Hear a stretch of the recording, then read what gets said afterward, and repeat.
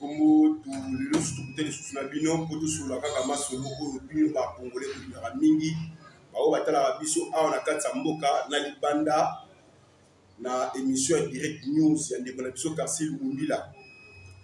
Ngai, combattant na Bino, communicateur, il y a UDPS, na Union Sacrée, Mwambambu Viki, Lelo, na yeli surtout sur la Bino, Masolo Oyo, ezo moi pour créer nungu. Mais avant la banda, na opesa bino nous pas convenu na ngai pour na mutu sur olinga kuta na ngai tous sur la ngai pour que échanger toujours sur ma Italie communication na politique à mboka. Numéro dans ma téléphone ezali 243 97 69 029 12 00243 97 69 029 12.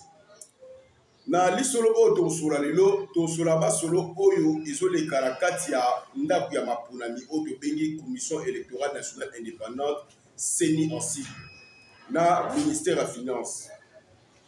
Pour nous éclaircir liboso to na ba notion de base. La notion de base il faut que ba eloko. Ministère de finance aza o ba benga na lopoto trésor public. Qu'est-ce qu'il y a l'État? Moussala na ye ezali ko liquider au en français ko bimisaka mbongo soki gouvernement azana besoin asala ba action na ye pour na ko etali mboka. Wana eza principe. CENI ezali ndaku ya mapunami. C'est-à-dire ezali auto benga la centrale électorale o ezali chargé na ko organiser ba élection sur le plan national, local na municipal. Bangonde ba organisaka ba mapunami wana. Même si on a une institution, on a besoin d'organiser une élection où il y a des députés ou bien il y a des sénateurs, c'est ni quand on organise ça. Mais c'est ni n'enga zawana azana autonomie na le poto autonomie financière. C'est-à-dire quoi? Ministère de la Finance, même ce qui li kambu ezali, oyo balobi que il y a soupçon. La surfacturation de l'institution de contrôle de la Cour du compte, la IGF, dirigé par le flic congolais à finance Jules Alingeti, pour la transparence na acheminement de fonds et l'État. C'est-à-dire, Nicolas Kazadi, l'actuel ministre de la Finance, ce qu'il y avait soupçon par rapport à la gestion des fonds, la demande de fonds Oyo, Batu Bande Konabiso, il y a bureau à Seni, Denika Dimako, Aza président à Bango, à Sengaki, pour la mamie les chars automobiles, c'est-à-dire achat, il y a un véhicule, il y a personnel, il y a Seni, il y a bureau à Seni, maman ma première, il fallait à Senga Cour de compte ou à Senga na Gilles Alinguet, à Tina inspecteur et à finance, Bakende, au sala suivi des fonds. C'est ça la procédure Oyo Mibe Kambu Kisali. Ministère de la Finance a quitté na Yemoko parce que Azali n'a pas soupçon. Parce que soupçon na infraction est différent. Infraction est eloko Oyo et zo l'exake Mutabu qui Mibeko. Mais soupçon, excusez, soupçon Ezali, ça dit Bazako, il y a des spéculations, mais rien n'est encore prouvé. C'est-à-dire qu'il fallait que le ministère de la Finance, Nicolas Kazadi, il fallait assigner à la Cour des comptes, la IGF, pas que nous la contrôle. Mais le ministère de la Finance, a été dans le Yemoko, a été nous de là, membre plénière, il y a bureau à Seni. Jamais la CENI azana autonomie financière, aza institution indépendante.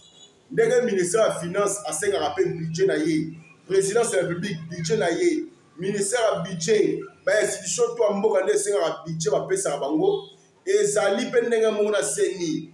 La CENI ndenga institution sur mboka à côté ça demande des fonds par rapport à l'état des besoins. Et le ministère de la Finance, le ministère du Budget, après avoir pour traiter le dossier et approuver, ne va libérer à fonds. Mais le ministère de la Finance a ça pour avoir un il y a soupçon. Biso moko ne to que le verser mbongo pour na fournisseur ya mituka jamais. Et ça l'a raté. Et là on a vraiment de biso Nicolas Kazadi, vous appelez moi na ndako ya IDPS toujours biso to rappeler OK. UDPS est un état de droit. Et quand on parle d'état de droit, la bonne gouvernance, c'est le principe de respect à texte. Et respect à texte, et puis si on qualité de droit, il y a que yon comme acheteur na place il y a CENI. Non. Il y a te rappeler ce qui aux éléments, il y a fraude ou il y a surfacturation, il fallait au cas d'institution compétente pour des comptes na IGF. Et ça, le ministère des Finances n'a pas qualité, il y a un inspecteur T. L'inspection des Finances est l'institution de service à part entière. Dans notre hobby, les Congolais, ils ont la serein, ils ont la kimia. 2023, ils ont sous calamité, année avant Konami. Ils ont la devant bino population pour la haute béni dans le poteau sanction populaire.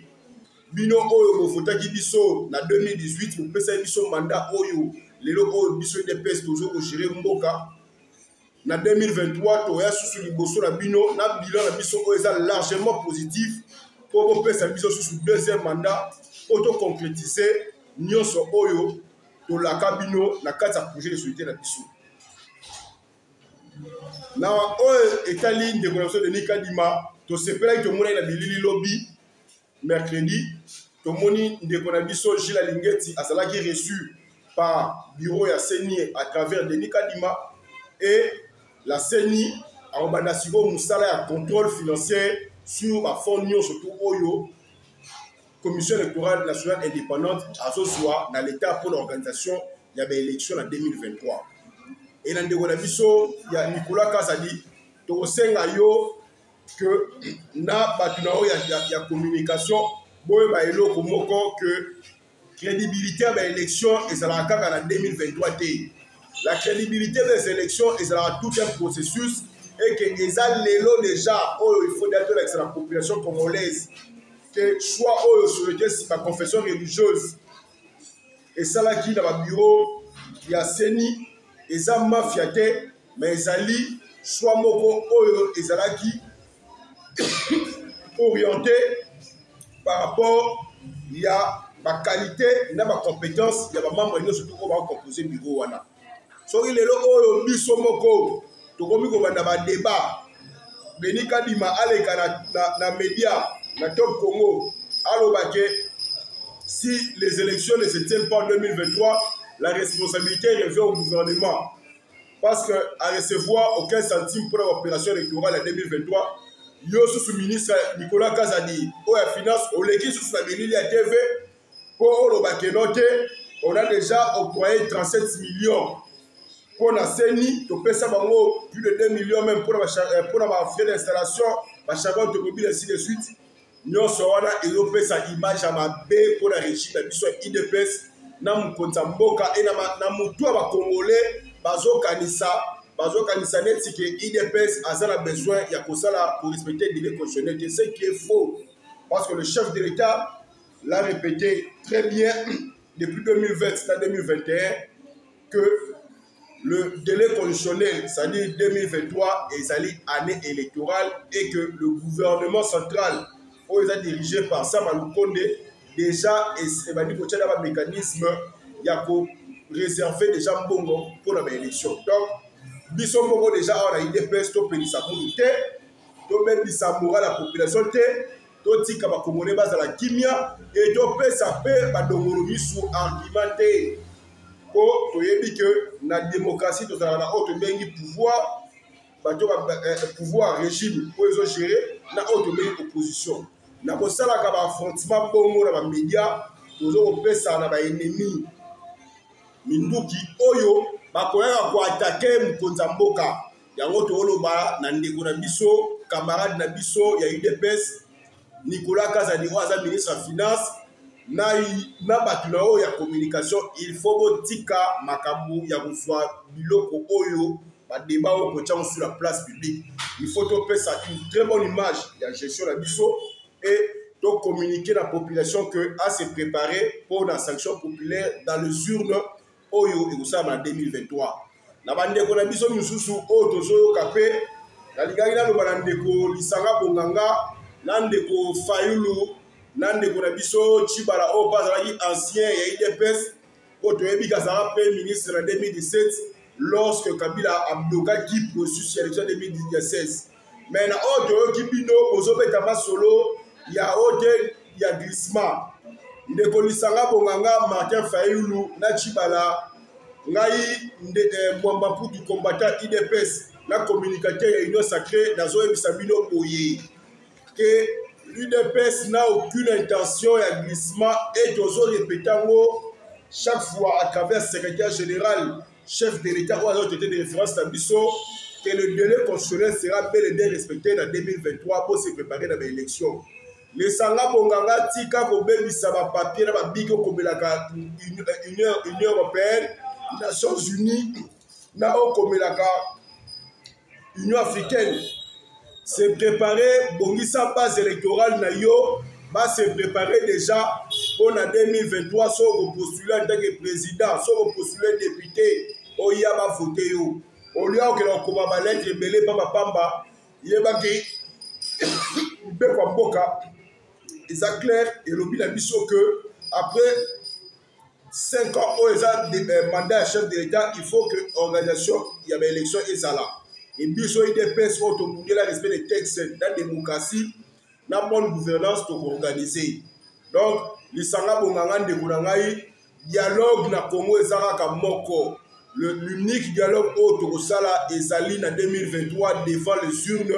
La population congolaise a koya kopuna bandani oyo susu ba kokambaye na 2024 pour na Congo. Makambu ya oya to fa na mesa to solo la o consensus ezate.